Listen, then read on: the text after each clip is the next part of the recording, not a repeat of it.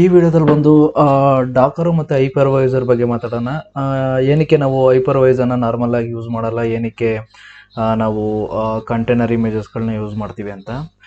ಮೊದಲೆಲ್ಲ ಏನಾಗ್ತಿತ್ತು ಅಂತ ಅಂದರೆ, ಫಾರ್ ಎಕ್ಸಾಂಪಲ್ಲು ಡೆವಲಪರ್ ಬಂದು ಒಂದು ಅಪ್ಲಿಕೇಶನ್ನ ಡೆವಲಪ್ ಮಾಡ್ತಿದ್ದ ಅಂತ ಅಂದರೆ ಅದಕ್ಕೆ ಬೇಕಾಗಿರೋ ಡಿಪೆಂಡೆನ್ಸಿಗಳಾಗಲಿ ಲೈಬ್ರರಿಗಾಗಲಿ ಅದೆಲ್ಲನೂ ಅವನು ಲೋಕಲ್ ಮಿಷಿನಲ್ಲಿ ಡೌನ್ಲೋಡ್ ಮಾಡಿ ಆ ಅಪ್ಲಿಕೇಶನ್ನ ರನ್ ಮಾಡ್ತಿದ್ದ. ಫ್ರೇಮ್ ವರ್ಕ್ ಆಗಲಿ ಎಲ್ಲನೂ ಇದು ಮಾಡಿ ರನ್ ಮಾಡ್ತಾ ಇದ್ದ.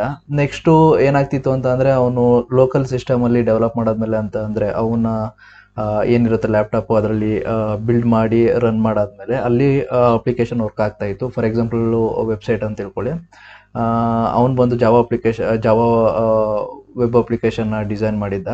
ಒಂದು ಸ್ಪ್ರಿಂಗ್ ಬೂಟು ಯಾವುದೋ ಒಂದು ಫ್ರೇಮ್ ವರ್ಕ್ ಯೂಸ್ ಮಾಡಿಕೊಂಡು ಅದನ್ನು ಬಿಲ್ಡ್ ಮಾಡಿ ರನ್ ಮಾಡೋಕ್ಕೆ ಅವನು ಯಾವುದೋ ಸಮ್ ಡಿಪೆಂಡೆನ್ಸಿಗಳನ್ನ ಡೌನ್ಲೋಡ್ ಮಾಡಿದ ಅಂತ ಹೇಳ್ಕೊಳ್ಳಿ. ಡೌನ್ಲೋಡ್ ಮಾಡಿ ಅಲ್ಲಿ ರನ್ ಮಾಡಾದ್ಮೇಲೆ ಏನು ಮಾಡ್ತಾನೆ ಅವನು, ಜಸ್ಟ್ ಆ ವೆಬ್ ಅಪ್ಲಿಕೇಶನ್ ಏನಿರುತ್ತೆ ಅದನ್ನು ಬಂದು ಡಿಫ್ರೆಂಟ್ ಟೀಮ್ಗಳು ಕೊಡ್ತಾನೆ, ಟೆಸ್ಟಿಂಗ್ ಟೀಮ್ ಕೊಡ್ತಾನೆ. ಟೆಸ್ಟಿಂಗ್ ಟೀಮ್ ಅವ್ರು ಏನು ಮಾಡ್ತಾರೆ ಅಂತಂದರೆ, ಅಪ್ಲಿಕೇಶನ್ನ ತೊಗೊಂಡು ಅವರು ಚೆಕ್ ಮಾಡಿದಾಗ ಅಲ್ಲಿ ಏನಾಗುತ್ತೆ ಅಂತಂದರೆ, ಒಂದೊಂದು ಟೈಮ್ ಏನಾಗುತ್ತೆ ಅಂತಂದರೆ ಏನೋ ಡಿಪೆಂಡೆನ್ಸಿ ಎರರ್ ಬರುತ್ತೆ ಅಥವಾ ಏನೋ ಸಮಥಿಂಗ್ ಲೈಬ್ರರೀಸ್ ಎರರ್ ಬರುತ್ತೆ. ಯಾಕಂತಂದರೆ ಇಲ್ಲಿ ಪರ್ಟಿಕ್ಯುಲರಾಗಿ ಜಸ್ಟ್ ವೆಬ್ ಅಪ್ಲಿಕೇಶನ್ನ ಮಾತ್ರ ಕೊಟ್ಟಿರ್ತಾನೆ, ಇಲ್ಲಿ ಯಾವುದೇ ರೀತಿ ಡಿಪೆಂಡೆನ್ಸಿಗಳನ್ನ ಯಾವುದೇ ರೀತಿ ಕೊಟ್ಟಿರಲ್ಲ. ಇನ್ ಕೇಸ್ ಏನಾದರೂ ಡಿಪೆಂಡೆನ್ಸಿ ಕೊಟ್ಟಿತ್ತು ಅಂತಂದರೆ ಅವ್ನು ಮೇ ಬಿ ಫಾರ್ ಎಕ್ಸಾಂಪಲ್ ಯಾವುದೋ ಒಂದು ಡಿಪೆಂಡೆನ್ಸಿ ಇರುತ್ತೆ, ಅವನು 4.5 ಯೂಸ್ ಮಾಡೋ ಬದಲು 4.0 ಯೂಸ್ ಮಾಡ್ತಾ ಇರ್ಬೋದು. ಈ ರೀತಿ ಪ್ರಾಬ್ಲಮ್ ಆದಾಗ ಅವನು ಬಂದು ಟೆಸ್ಟಿಂಗ್ ಟೀಮ್ ಒಂದು ಇನ್ ಕೇಸ್ ಏನಾದ್ರು ವರ್ಕ್ ಆಯಿತು, ಅದಾದ್ಮೇಲೆ ಬಂದು ಆಪರೇಷನ್ ಟೀಮ್ ಅವನು ಕೊಟ್ಟು ಡಿಪ್ಲಾಯ್ ಮಾಡೋಕ್ಕೆ ಹೇಳಿದಾಗ ಅಲ್ಲಿ ಆ ಅಪ್ಲಿಕೇಶನ್ ಫೇಲ್ ಆಗ್ಬೋದು. ಅವಾಗ ಅಲ್ಲಿ ಬ್ಲೇಮ್ ಗೇಮ್ಗಳು ಸ್ಟಾರ್ಟ್ ಆಗುತ್ತೆ.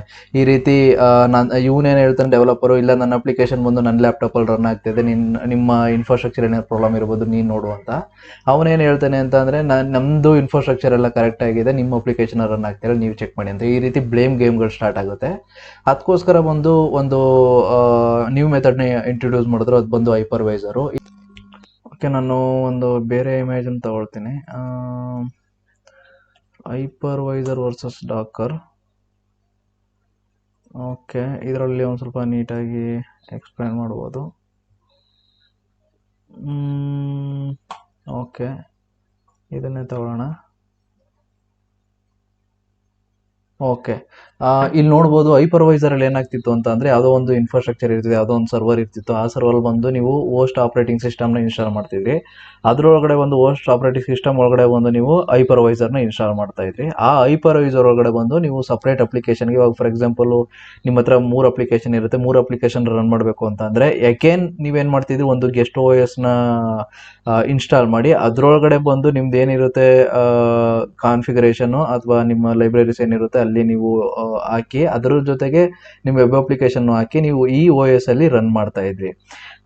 ಇಲ್ಲಿ ಏನು ಒಂದು ಪ್ರಾಬ್ಲಮ್ ಆಗ್ತಿತ್ತು ಅಂತ ಅಂದರೆ, ಅಗೇನ್ ನೀವು ಇಲ್ಲಿ ಏನು ಮಾಡಬೇಕು ಅಂತ ಅಂದರೆ ಒಂದು ಓ ಎಸ್ನ ಹಾಕಬೇಕು. ಆ ಓ ಎಸ್ ಆದಮೇಲೆ ತಿರ್ಗಾ ಇನ್ನೊಂದು ಓ ಎಸ್ನ ಹಾಕಬೇಕು. ಇಲ್ಲಿ ಏನಾಗುತ್ತೆ ಅಂತಂದರೆ, ಈ ಅಂಡರ್ಲೈಯಿಂಗ್ ಓ ಎಸ್ ಏನಿದೆ ಇದು ಬಂದು ನಿಮ್ಮದು ಜಾಸ್ತಿ ರಿಸೋರ್ಸ್ನ ಕನ್ಸ್ಯೂಮ್ ಮಾಡೋದು. ಇನ್ ಕೇಸ್ ಏನಾದರೂ ಈ ಓ ಎಸ್ ಬಂದು ನೀವೇನಾದರೂ ವಿಂಡೋಸ್ ಏನಾದರೂ ಆಗಿತ್ತು ಅಂತಂದರೆ, ನೀವು ವಿಂಡೋಸ್ಗೆ ಬಂದು ನೀವು ಇಷ್ಟು ಅಂತ ಪ್ರೈಸ್ ಕೊಡಬೇಕಾಗುತ್ತೆ.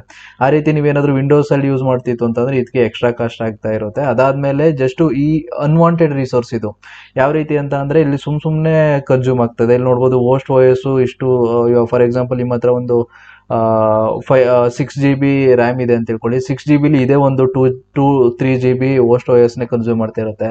ಅದಾದ್ಮೇಲೆ ಬಂದು ಇದೇ 1 GB ಅಥವಾ ಇದೊಂದು GB ಅಥವಾ ಇದೊಂದು GB ಈ ರೀತಿ ಜಾಸ್ತಿನೇ ಕನ್ಸ್ಯೂಮ್ ಮಾಡ್ತಾ ಇರ್ಬೋದು.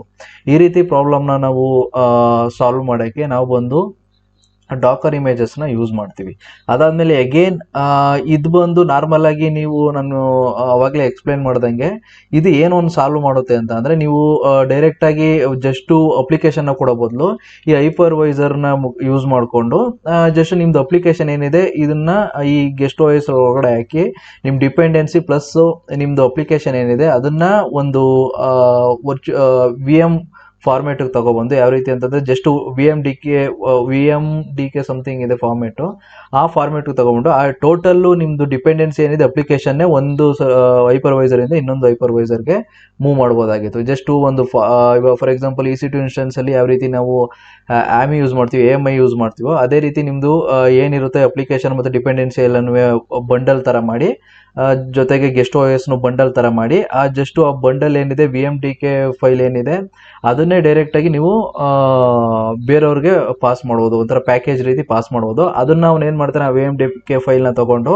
ಹೈಪರ್ವೈಸರ್ ಮುಖಾಂತರ ಜಸ್ಟ್ ಅದನ್ನು ಇಂಪೋರ್ಟ್ ಮಾಡಿಕೊಂಡು ಆ್ಯಸ್ ಇಟ್ ಈಸು ಏನು OS ಇರುತ್ತೋ ಅದೇ ರೀತಿ ಬಿಲ್ಡ್ ಮಾಡ್ಕೊಳ್ತಾನೆ ಅವನು. ಯಾವ OS ಇರುತ್ತೋ ಅದೇ ನಿಮಗೆ ಅಲ್ಲಿ ಎನೇಬಲ್ ಆಗುತ್ತೆ ಈ ರೀತಿ. ಬಟ್ ಅವಾಗಲೇ ಹೇಳ್ದಂಗೆ ಇಲ್ಲಿ ಏನಾಗುತ್ತೆ ಅಂತಂದರೆ ಅನ್ವಾಂಟೆಡ್ ರಿಸೋರ್ಸ್ ಏನಿದೆ ಯೂಸೇಜು ಜಾಸ್ತಿ ಆಗ್ತಾ ಇರುತ್ತೆ. ಅಂತಂದರೆ ಸುಮ್ಮನೆ ಬೇಡದಾಗಿರೋ ಯೂಸೇಜ್ ಎಲ್ಲ ಜಾಸ್ತಿ ಆಗ್ತಿರುತ್ತೆ. ಇದನ್ನು ಸಾಲ್ವ್ ಮಾಡೋಕ್ಕೋಸ್ಕರ ನಾವು ಡಾಕರ್ ಕಾನ್ಸೆಪ್ಟ್ನ ನಾರ್ಮಲ್ ಆಗಿ ಯೂಸ್ ಮಾಡ್ತೀವಿ. ಈ ಡಾಕರಲ್ಲಿ ಏನು ಅಂತ ಅಂದರೆ ಜಸ್ಟ್ ಒಂದು ಆಪ್ರೇಟಿಂಗ್ ಸಿಸ್ಟಮ್ ಇರುತ್ತೆ, ಅಂಡರ್ಲೇಯಿಂಗ್ ಏನಿರುತ್ತೆ ಆಪ್ರೇಟಿಂಗ್ ಸಿಸ್ಟಮ್ ಅದಿರುತ್ತೆ. ಅದರಲ್ಲಿರೋ ಒಂದು ಕರ್ನಲ್ನ ಯೂಸ್ ಮಾಡ್ಕೊಳ್ತೀವಿ ಅಷ್ಟೇ, ರೆಫರೆನ್ಸ್ ಥರ ಒಂದು ಕರ್ನಲ್ನ ಯೂಸ್ ಮಾಡಿಕೊಂಡು ಒಂದು ಡಾಕರ್ ಇಂಜಿನ್ ಅಂತಂದರೆ ಜಸ್ಟ್ ಒಂದು ಸ್ಮಾಲ್ MB ಇರುತ್ತೆ, ಅದನ್ನು ಡೌನ್ಲೋಡ್ ಮಾಡ್ಕೊಂಡು ಡಾಕರ್ ಇಂಜಿನ್ ಅದರೊಳಗಡೆ ಬಂದು ನಾವು ಕಂಟೈನರ್ನ ನಾವು ಬಿಲ್ಡ್ ಮಾಡ್ತಾ ಹೋಗ್ತೀವಿ. ಕಂಟೈನರಲ್ಲಿ ಬಂತು ಅಂತಂದರೆ ನಿಮಗೆ ಸ್ಮಾಲ್ ಕಂಟೈನರು ಈ ರೀತಿ. ಇವಾಗ ಫಾರ್ ಎಕ್ಸಾಂಪಲ್ ಇದನ್ನೇ ಬಿಲ್ಡ್ ಮಾಡಬೇಕು ಅಂತಂದರೆ ಈ ಅಪ್ಲಿಕೇಶನ್ದೇ ಒಂದು 1 GB ಇದೆ ಅಂತ ತಿಳ್ಕೊಳ್ಳಿ, ಗೆಸ್ಟ್ OSದೇ 5 GB ಇದೆ ಅಂತ ತಿಳ್ಕೊಳ್ಳಿ, ಅಂತಂದರೆ ಟೋಟಲ್ 6 GB ನೀವು ಮೂವ್ ಮಾಡಬೇಕಾಗಿರುತ್ತೆ. ಬಟ್ ಇದರಲ್ಲಿ ಆ ರೀತಿ ಅಲ್ಲ, ನಿಮಗೆ ಈ ಕರ್ನಲ್ಲು ಮೇನ್ OS ಏನಿರುತ್ತೆ ಅದನ್ನು ನೀವು ಅಂಡರ್ಲೈಯಿಂಗ್ OSನ ಯಾವುದೇ ರೀತಿ ಮೂವ್ ಮಾಡೋ ಅವಶ್ಯಕತೆ ಇರಲ್ಲ. ಜಸ್ಟ್ ಇದ್ರಲ್ಲಿ ಬೇಸ್ OS ಅಂತ ನಾವು ಒಂದು ರೆಫರೆನ್ಸ್ ತಗೊಳ್ತೀವಿ, ಜಸ್ಟ್ ಕರ್ನಲ್ ಯೂಸೇಜ್ ಮಾಡ್ಕೊಳ್ಳೋಕ್ಕೋಸ್ಕರ ಅದೊಂದು 100 MB ಅಥವಾ 50 MB ಒಳಗಡೆ ಅಷ್ಟೇ ಇರೋದು.